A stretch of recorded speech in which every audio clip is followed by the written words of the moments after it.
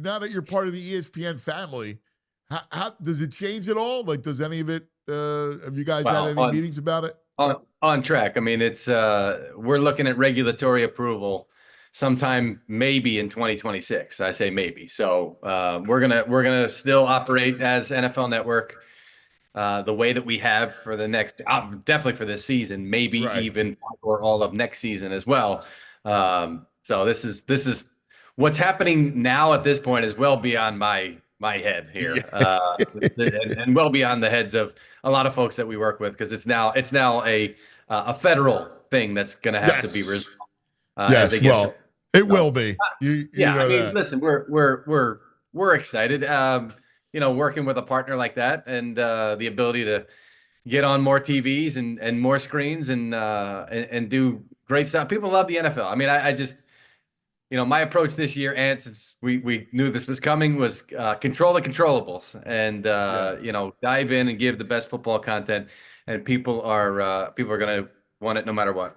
Well, you're great at it, so you'll Thank you, have pal. another incredible season.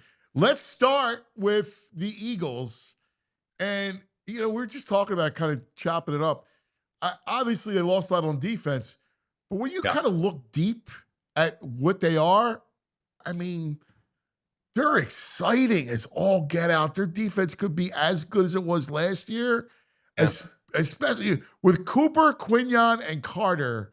That trinity on defense, they're really good. And Jihad from the Yeah. second level is going to be nasty. I do find I just came from San Francisco, and a lot of people are like, "Oh, they lost so much," and I don't think people credit enough, internal bumps or progressions as far as additions. And you're making those decisions as you go throughout the offseason, and you say, okay, these guys are only going to get better. Yeah, we've got to let some guys go up front because you have to make tough decisions every year, particularly when you win Right. the Super Bowl, or in the case of the Niners when they had to pay a quarterback. And the organizations that draft and develop and are coached well, you can look at it and say, all right, even if you don't know who these guys are, you're not a hardcore football head, you say, give them the benefit of the doubt, they're going to draft and develop these guys. And look, the other thing is Jordan Davis is apparently motivated to come back and be more of a presence, and that bag of money is going to be sitting in front of him to motivate him as well. And if that's the case, you just added a guy that can play an extra down for you, which I know was a big issue for them. Not a big issue for them, but an issue for him last year of why he wasn't having the impact that you think he's going to have when you draft him at that point. So Quinion and I don't usually pay too much attention to this. I shouldn't say that, it's ours. Yeah. But the top 100 list, Quinion and Cooper were both in the top 100 NFL players list, which I thought was a stunner to me to have them both. They both played well last year, but usually it's like those accolades come a little later than they're supposed to come. This one was like, wow. So I think people around the league are noticing what these guys are and what they can be. And it was well deserved too because Quinion is an elite cover corner. And they complement each other so well because Cooper is such a physical presence in the middle of the field. I mean, the fact is, he's a great athlete, can play on the outside, can play slot corner, and now I think he's going to wind up having to play safety because Makuba's not going to be ready, and I think Vic wants him in the middle of the field. Yeah, dropped Derrick Henry on his butt last year in a game that I covered there in Baltimore. And they're playing Quinion. They're moving him around this training camp to get him to play a little bit of everywhere. Yeah, do you want to have him travel with a guy which I mean, from the time I saw him at the Senior Bowl, you could see the confidence in him, in his own ability, and allowing a receiver, because a lot of times, they're running these one-on-one drills. Can't let him on top of me. Can't let him on, because once he's behind you, I remember his quiet feet and allowing that and being able to play the ball from underneath, which he just did when I was there in camp last week. And I was like, okay, that's the same guy. That's the same confidence I remember. You got to have that as a cornerback, particularly at this level. So he is otherworldly special. Quinion Mitchell is, and if you're going to have him travel and be able to lock down a receiver, that's just going to make your defense that much better. Yeah. Let me ask you about when you were here. What did you hear? Some of the stuff. Obviously, Kevin Petullo taking over as the OC will be the big story on offense. Yeah. Yeah.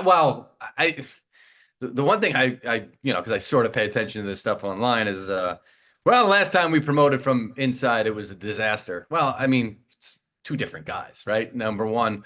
And number two, Patullo's got a good working relationship with Jalen Hurts. He was the guy that was really helping to mesh what Kellen Moore wanted to do coming in, or what he used to do coming in, with what they do and what they like to do and what Jalen likes to do. So I think that that's the most important thing is you've got the trust of the quarterback in what you're doing. Pushing the right buttons on game day, making the right play call. We don't know yet. We're going to have to find out. It's not that we don't know. I mean, he was involved in the play calling process. It was sort of a three-way thing. I mean, Kellen was making the calls, but they're in communication before the drive and during the drive. Hey, don't forget this. We wanted to do this.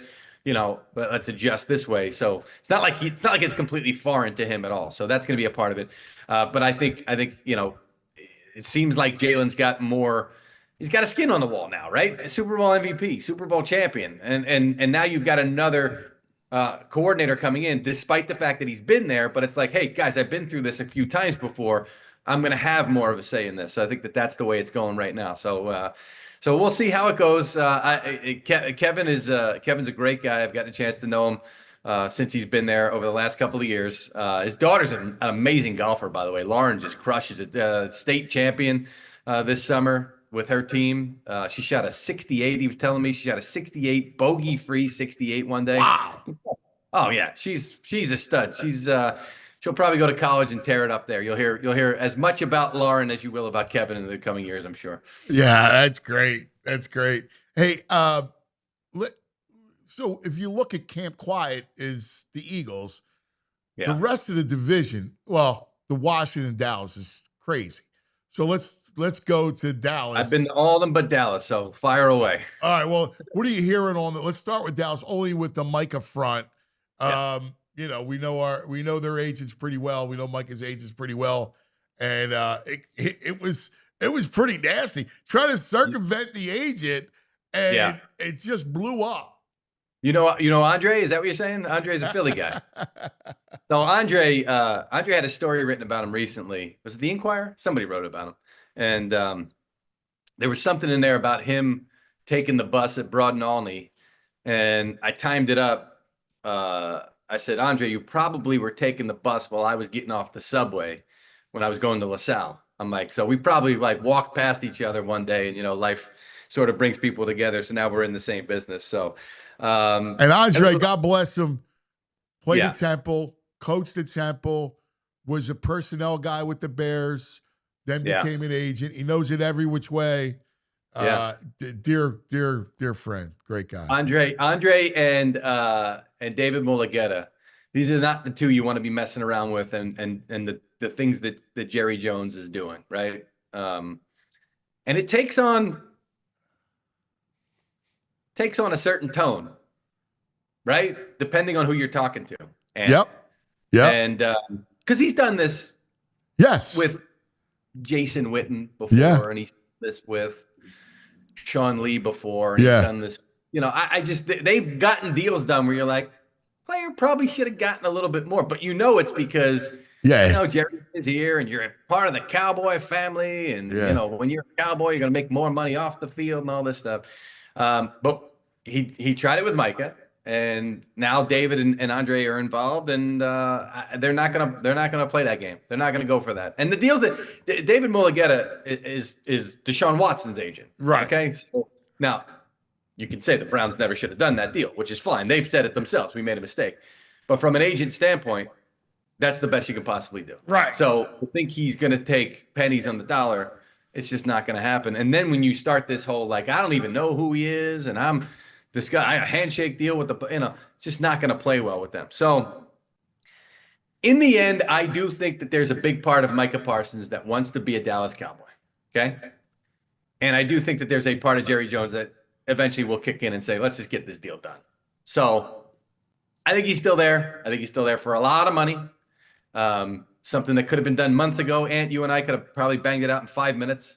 Is taking 5 months for some reason. I have no idea. So that's where we are on that one, Ant. Yeah, I'm with you. It's going to get done.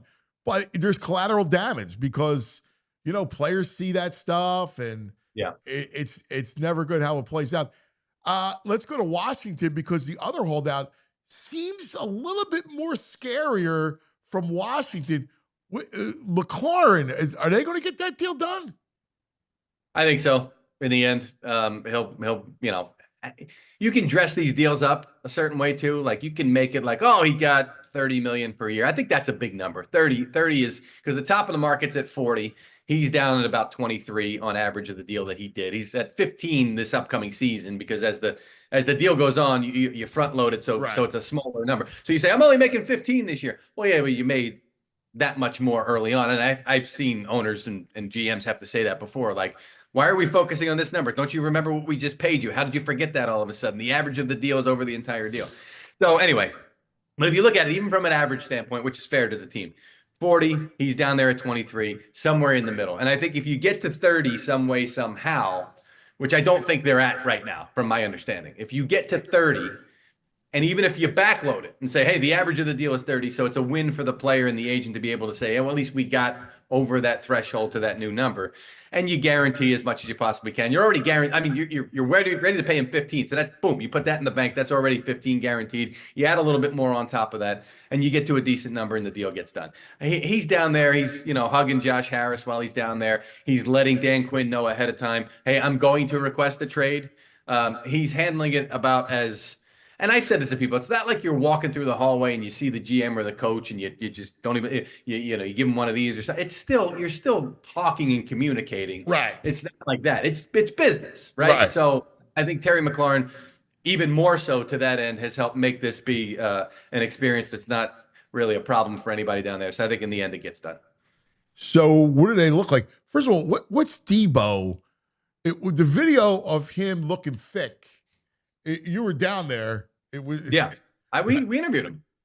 He is thick. Yeah. But not fat.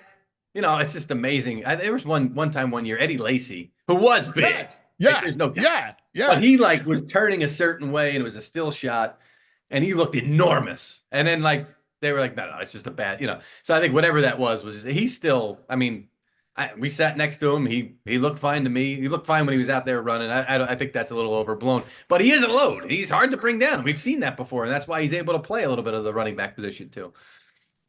Do you see a regression with them? I do. I think for a number of reasons. One of which is that their schedule is sort of tough and lines up. They've got 4 games with teams coming off a bye, and I did sort of break this down. People were like, well, yeah, but those games are but it's still a rest disparity there against them. And that was something that San Francisco had last year that they thought was a huge factor. They were playing 4 teams coming off a bye. They had other problems, including McCaffrey getting hurt. But so that's an issue there. Jaden did last year. He already started to see as the season went on different looks. Because a lot of times you go, oh, you got a season's worth of film, and now they're going to show him things that make him uncomfortable and all that stuff. He did sort of see that, so they're confident that he already has adjusted to some stuff in his rookie year. I do think though that once the defensive coordinators get an entire offseason to take a breath, and you're not doing it just within a couple of days, it's a little bit different. So I think you're going to see a little bit of that. And I just think that in this league, sometimes when you get a little bit too over your skis, right out of the gate, there is that natural regression. Right. So I think you're going to see a little bit of that. I love the kid. I love Daniels. I love the way his delivery, the way he throws the football, what he sees, his mobility. But I also thought they got a little older, surprisingly, in their roster. Yeah, they did. I mean, they're going for it. They're doing what the Eagles did it with Jalen and Carson when they were younger. It's like we've got the ability to go for it now. We can add to the roster. And now I keep mentioning the Niners. The Niners are the reverse of that, right? Now we got to pay Purdy and strip it down, and we're going to have to rely on our top 3-4 draft picks, which are all on defense, by the way, which they're really excited about.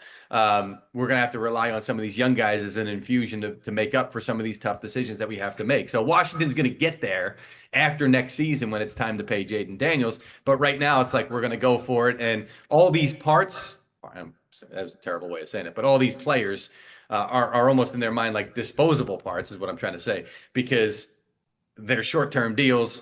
Okay, get rid of them. Now these guys that we drafted, we've got to hit on, because that's how you backfill that. Let's go to Giants. What are you hearing about Dart? How soon will we see him? I mean, their schedule out of the gate is tough. They got the Eagles in 2 of 3 weeks early on, and I think that's the point at which you're looking at it and going like, "Geez, they're 1-6, they're 2-5, Right. they're something like that."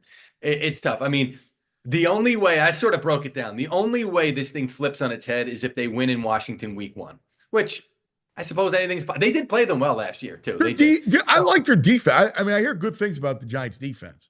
Abdul Carter is a freak. Yeah. I mean, Abdul Carter is out of the stuff he's doing in training camp, day in and day out, is just otherworldly. And then if you got Burns and you got Thibodeau and you're rushing the passer and you got Dexter Lawrence, I mean, you still win in this league by being tough up front and being able to wreck stuff up front, and they are.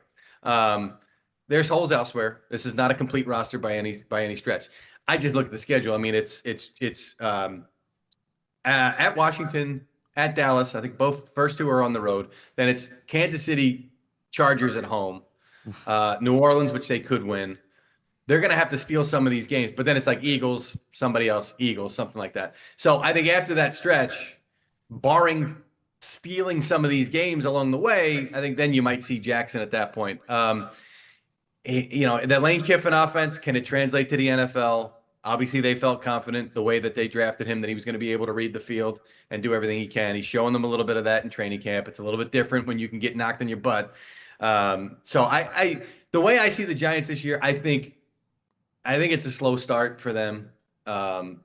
I do think late in the year he comes in, maybe he plays well. You could see them finish strong, which would be good for Daboll and Joe Shane to make a statement like, "Hey, we're moving in the right direction. You got to keep us here. We're going to take the next step next year." So we'll see. I like Dart's demeanor. I got a chance to meet him. Got a chance to, he walked up. It's a little thing, and people may say you're making too much of it, but he walked up.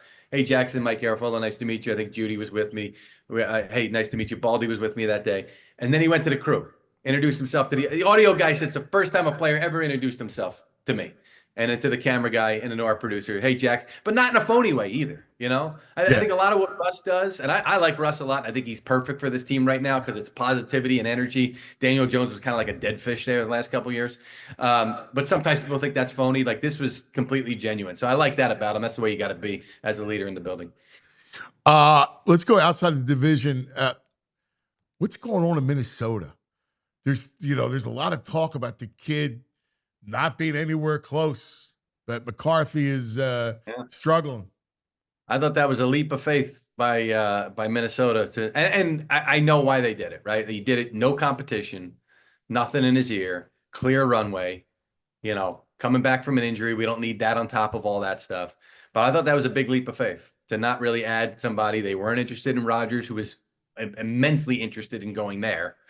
But that would have, you're basically saying that JJ is going to sit for another year. So I get why they're doing it, but I do think they're playing a little bit of a dangerous game right there. He's got to play well. And he did in the preseason last year, but Vanilla probably was going against the second team defense, if I remember correctly, Vanilla defenses and all that stuff. So I'm looking at that one a little bit. I think Kevin O'Connell's a fantastic head coach. Great certainly coach. A great offensive line. And I'm not rooting against any of them by any, but I'm looking at that a little bit, kind of like, which way is this one going to go? Who in that division? You get Lions, who are terrific, but you know what? You lose your center, who is one of the great players of all time. You got questions in Green Bay, and Chicago's Ben Johnson. So and the quarterback. I think Chicago could jump up here. I like Chicago a lot. I do. I really do. So you believe in the quarterback? No, not fully. No, but I believe in the coach's ability to get the best out of the quarterback. Okay. It is funny. Because I don't believe in him either. I've gone on this tour this year, and I brought that up a few times. And I've had personnel guys up to general managers who are like, I don't know about the quarterback. And I'm like, okay, let's, and you never really know. But let's do revisionist history. Not revisionist history. Let's go back to we would have taken Jaden over Caleb. We would have taken Drake over Caleb. It's like we weren't sold on the quarterback. So you tell me the only team that had the first overall pick was the only team that was sold on the quarterback. Is that what you're telling me? But I heard a little bit of coming out. Some people inside the league that were like, listen, there are some questions there. The Bears were full steam ahead, obviously. I think it's going to be a good marriage. I just, Ben Johnson at some point is very demanding. Very demanding. And Jared Goff could handle that. Can Caleb handle that? That's my question. That's my biggest question there. I think for year one, at least, I think he can. I think he's going to get the most out of him. But I like their roster. I think they're really good across the board. And I think they did a great job with their offensive line to get a lot better. They're going to score points. I think they'll be really good defensively. They got a good coordinator on that side of the ball. I'm bullish on the Bears, which I know you're not supposed to say because that's the two Wall Street things that go against. How about Al Stafford, the back? Because if he's right, they could be the biggest threat to the Eagles. Yeah, but that's a question mark, and I mean that's a disc thing that even if I said this last night on air, even if he plays week one, it's not like okay, good, it's completely behind him. I mean that's something you got to watch and something that could be an issue going forward. And Jimmy G had options this offseason. He could have gone a lot of places, and he really liked the Rams. And Sean McVay thinks incredibly high. He likes Jimmy a lot. So he's going to be a big factor in their season one way or another. I truly believe that. Their defensive front and those young guys are incredible, and they're really forming a good core that's helping establish culture on that side of the ball. I think about as good as you possibly could have done, losing an otherworldly defensive lineman in Aaron Donald and being able to replace him with these guys up front. They are unbelievably good, and we saw it last year. I mean, they gave the best run at the Eagles out of anybody in the postseason. So can you carry that momentum forward, and can you keep your quarterback upright? Those are the two questions, certainly, with the Rams. And in Tampa, same boat when it comes to the offensive line as Detroit. You suffer a huge loss. But they like their guys. They like their younger. Well, I mean, these guys are starting to get up there here, and Gadecki's up for a contract extension, so you're probably going to see him get paid in the near future. Their receiver core is about as good as you could want, and as good as you can have the set moving forward. I mean, they got two veterans, and then they got two young guys behind them that they really like, including Ibuka, the rookie first-round pick. So I love Todd Bowles, man. And I love Bucky Irving, too. Bucky Irving's a player. Bucky is a player. Bucky is a player. And defensively, they're going to be – I think Hassan Reddick, I think this could be quite the redemption story for him this year. Yes. They signed him quick. They loved him up. There's the Temple connection with Todd. I love Todd Bowles. He's Todd the Bowles, best. Temple Todd, man, he's the best. He is awesome. And talk about I don't root for, but talk about the people that you're happy for success. When Todd Bowles wins games and wins divisions, I'm happy for Todd Bowles. So who have you liked? Like who do you see all your travel so far? What's kind of popped out at you? San Francisco. And it's not just recency bias because that's where I finished up my tour. But I came into this offseason saying I think that team's going to be. And so Robert Saleh back there as defensive coordinator, which I think is going to be great for him because and I told him this. I saw him the other day. I was like, as a head coach, especially when so much is going wrong, and you want to say so much, and you want to do, and you got to keep that. So he had to be this guy. And that's not him. I mean, remember him as a defensive coordinator. He's not muted. He's not muted. And now he's not going to be. So I think that's going to be freeing for him. I think it's going to be rejuvenating for him. I mentioned the young guys. They got a couple of young guys on the defensive side of the ball that they're really going to lean on. There's a cornerback named Upton Stout, which when he got drafted, I said, "Oh, Upton Stout. That sounds like a beer. Like I'll have an Upton Stout."